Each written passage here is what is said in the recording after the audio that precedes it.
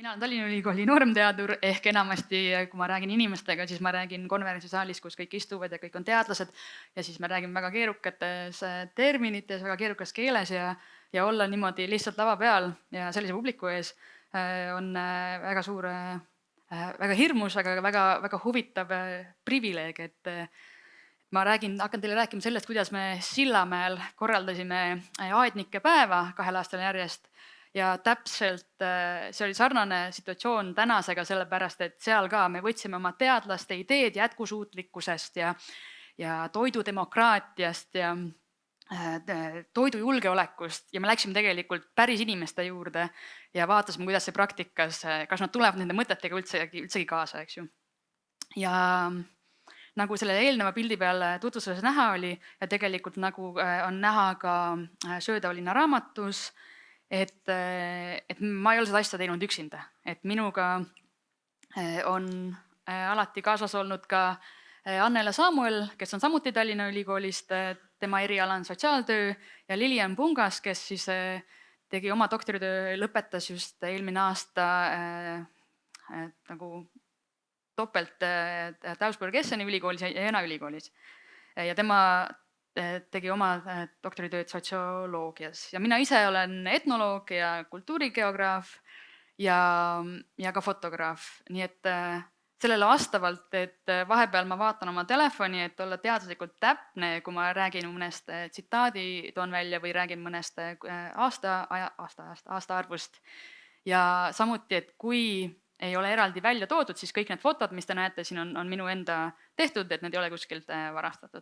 Aga igatahes jah, pikk jutt lühidalt, et miks meie üldsegi Tallinnast ja Saksamaalt Sillamäele sattusime, ongi see, et me uurime erinevaid asju, et Annela uurib kohatunnetust vanemaealiste inimeste seas, kes on Nõukogude Liidust tulnud, Nõukogude ajal tulnud Nõukogude Liidust Eestisse.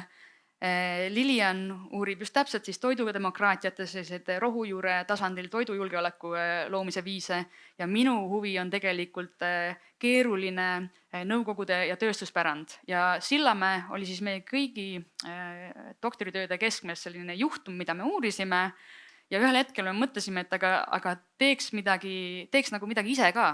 Et pakuks nendele inimestele, kelle me koos töötame, pakuks neile midagi, võib-olla mitte vastu, et me ei suuda neile tasuda selle eest, kui huvitavad ja kasulikud nad on meie uurimistöö jaoks olnud, aga teeme midagi lõbusat koos. Ja siis me otsustasimegi, et võtame mingi sellise neutraalsema koha, mis samas ka meie uurimishuvidega haakub, et läheme Sillamäe linnast, mis on Nõukogude sümbolitest ja sellest keerukast uraanilinna ajaloost niimoodi küllastunud ja lähme sinna Dača piirkonda, sellepärast, et kui te vaatate, Sillamäe linn on selline, siin on Tallinn-Narva maantee ja Sillamäe tööstusala on tegelikult siiamaani suur osa linnast ja elamuala on siin. Ja Dačad on tegelikult siin ja siin väga suur osa linnast.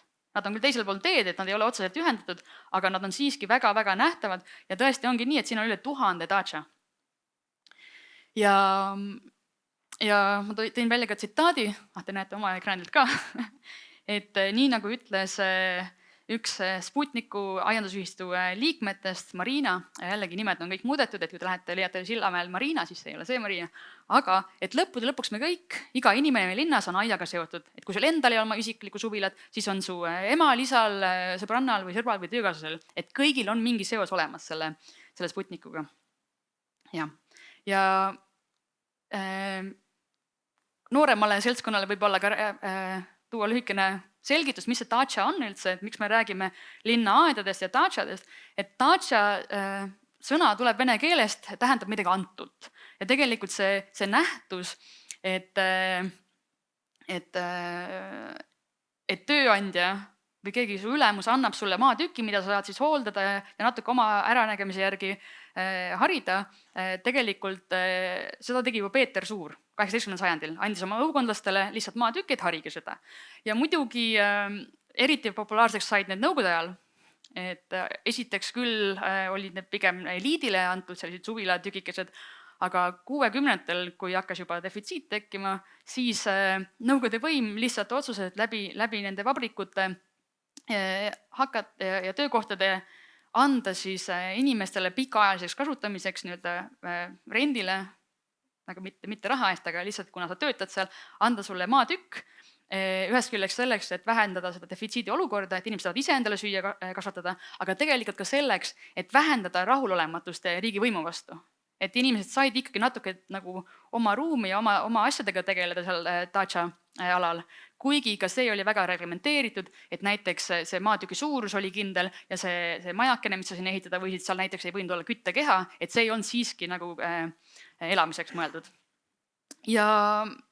Ja 70-ndatel, 80-ndatel levisid need Dacha konglomeraadid, suured linnakud peaaegu üle Nõukogude Liidu, et saab rääkida juba nagu superslummidest. Et see läks natukene käest ära, ütleme nii. Ja siis teine laine, kus läks natukene käest ära, on see, kui kõik need riigid, kes siis pärast Nõukogude Liidu lagunemist iseseisvusid, et siis seal osad Dacha alad erastati, osad jäid kuidagi nagu halliks alaks, et nad ikkagi kuulusid kellelegi, aga kedagi ei huvitanud see, mis seal toimub ja siis isetegevuslikult hakati seal ehitama igasugu ja laiendama igasugu vastavalt oma nõule ja jõule neid majakesi ja aiakesi. Ja samas väga palju Dacha alasid ka hävitati konkreetselt, eriti just 90-ndate lõpus ja 2000-ndate alguses, et teha ruumi uuselamutele. Eriti just Tallinna ja Tartu ligidal on väga markantsed näited, näiteks see Soodevahe, Tartus siis see Jaamamõisa Hiinalinn, aga samas 2009. aastast alates võib näha ka sellist tendentsi, et need sellised hääbuvad isetegevuse paigad, nagu need Dachad olid, et nad said teatud kultuurilise tähelepanu osaliseks, et on väga mitu fotoprojekti ja väga mitu dokumentaalfilmi tehtud nendest Dachadest ja mida need tegelikult tähendavad nendele inimestele, kes seal tegutsesid. Ja ma toongi välja ühe tsitaadi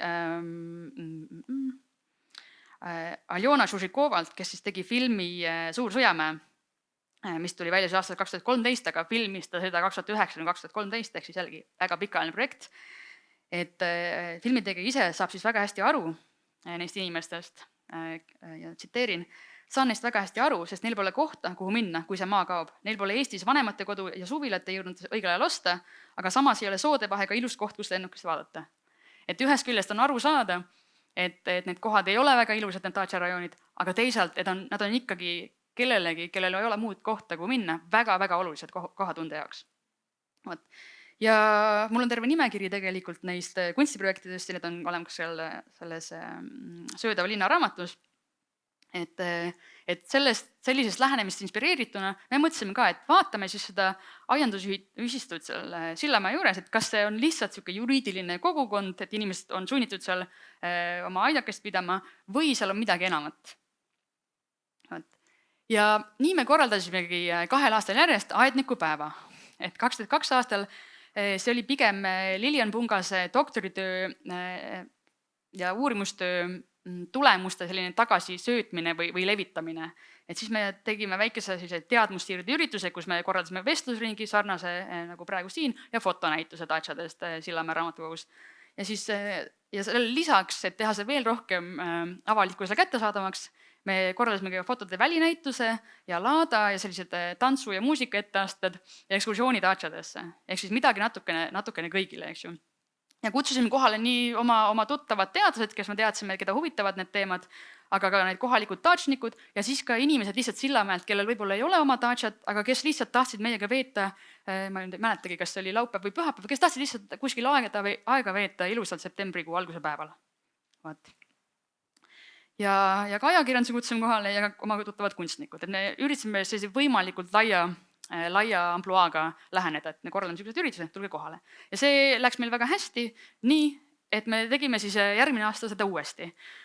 Aga nüüd võtsime juba natukene suuremalt ette, et Lillil enam seda ülikooli raha ei olnud, aga me mõtlesime, et selline organisatsioon nagu Briti Nõukogu Eestis, kes rahastab just Ida-Virumaal just vanemaealiste inimeste kaasamise üritusi, et mõtlesime, et kuna dachnikud enamasti on niisugused vanemad naised, kes on kuidagi jäänud ühiskonna otsustustest eriti kõrvale, aga et võtame nemad siis fookusesse ja küsime Briti Nõukogult raha ja me saime, see oli üle 3000 euro ja selle eest siis jällegi me korraldasime fotode välinäituse, Laada muusikalised ja tantsu etteasted ekskursiooni Daciadesse, aga lisaks sellele ka näiteks paberi taaskasutuse töötoa ja me võtsime kampa ka samal ajal Sillamäel toimunud kunsti ja arhitektuuri suvekooli tudengid ehk siis 7 päeva Sillamäel veetnud Eesti ja rahvusvahelised kunstitudengid.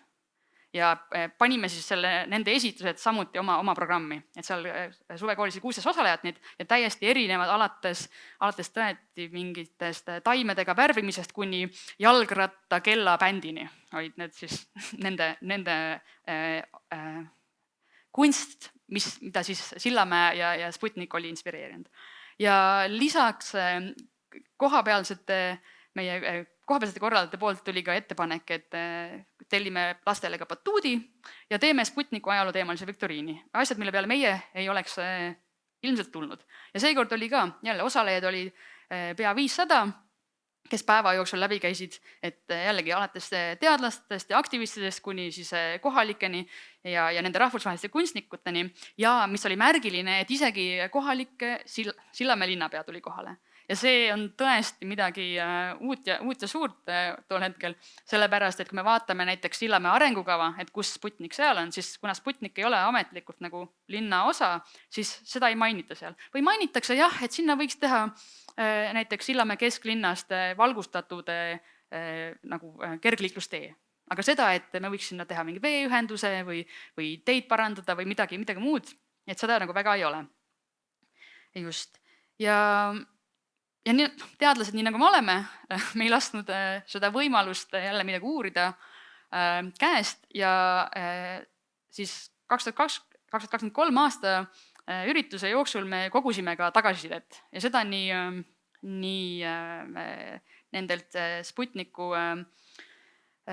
liikmetelt, kes aitasid meil asja korraldada, kui ka suvekooli osalejatelt, kui ka tegelikult üksteiselt iseendalt. Et reflekteerida natuke selle kohta, et mis see tähendab üldse minna kuhugi Sillamäele ja korraldada seal mingit üritust, millega me justkui tahaksime kohalikele head. Et see sündroom, et me teame paremini, kuidas teile midagi head teha ja korraldame midagi, et see on väga tallinlik.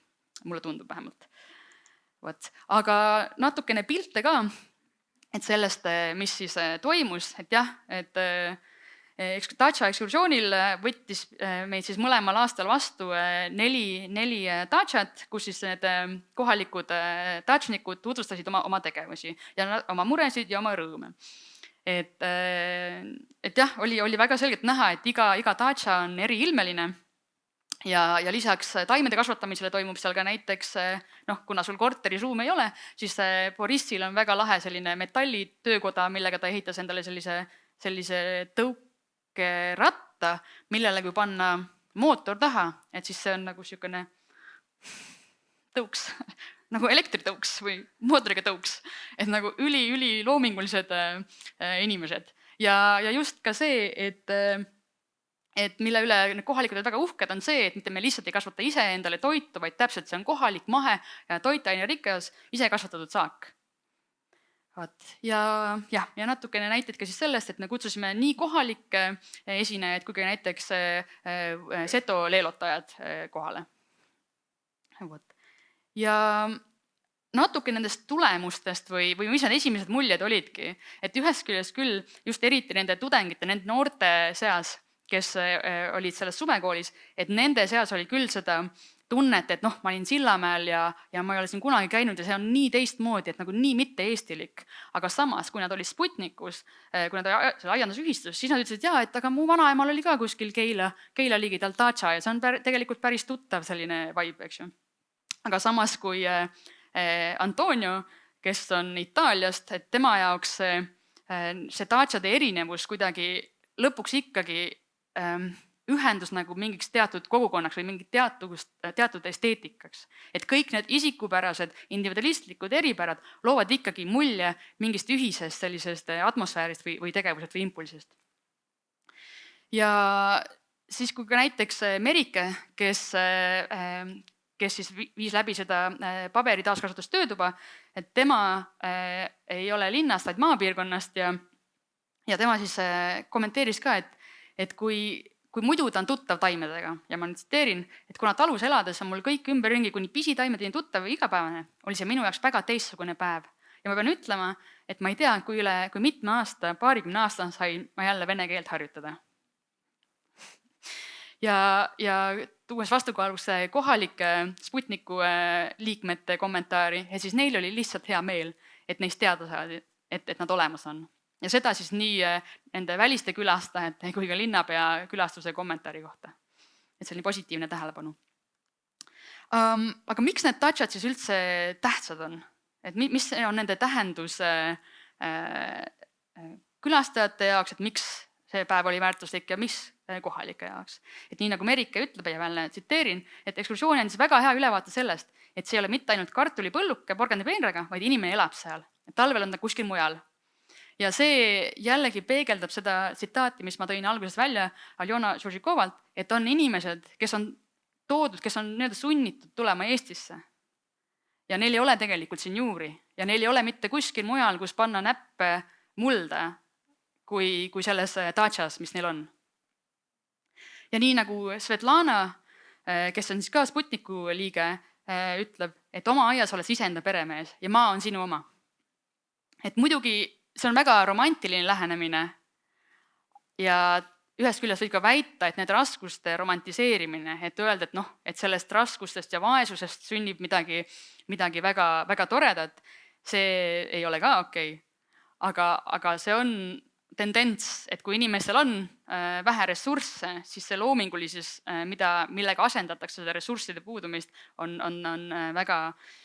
väga nagu uuenduslik ja huvitav. Et jällegi siin on näide Borissi grillahjust, mille ta samamoodi oma metallidega osas ise ehitas. Ja taga on ka näha kasvuhoone ja tõesti, et see on selline väike oaas, mis üldse võib-olla ei sarnane nendele stereotüüpidele, mis meil võib-olla on seoses datšadega ja nii-öelda pilpaküladega, eks ju.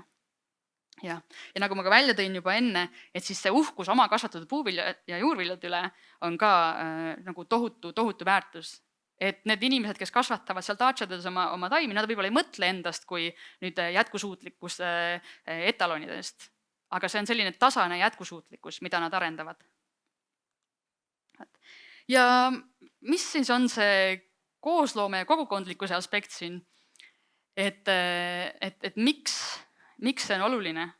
Et just täpselt see, et tuua kokku inimesed, kes muidu ei kohtu ja kelle muidu võib-olla ei oleks võimalik kohtudagi. Et ma ei tea, kui paljud näiteks Sillamäe pensionäridest üldse Tallinnas on käinud iseseisvad ajal, eks ju. Et on oluline viia ka selliseid ideid väljapoole. Ja nii nagu siis meie päevajuht ka kommenteeris, et päeva lõpuks tema nägi, et see üritus ühendas need Sputniku aedlikud, kes muidu oma selles mullis elavad, selle nii-öelda Euroopa kogukonnaga, mis siis väljendus nii Seto leeluansamblis kuni siis nendest rahvusvahelise suvekooli osajateni. Ja nagu ma mainisin juba, et siis see Sillamäe linnapea sümboolne visiit oli samuti midagi, mida kohalikud väga hindasid tegelikult.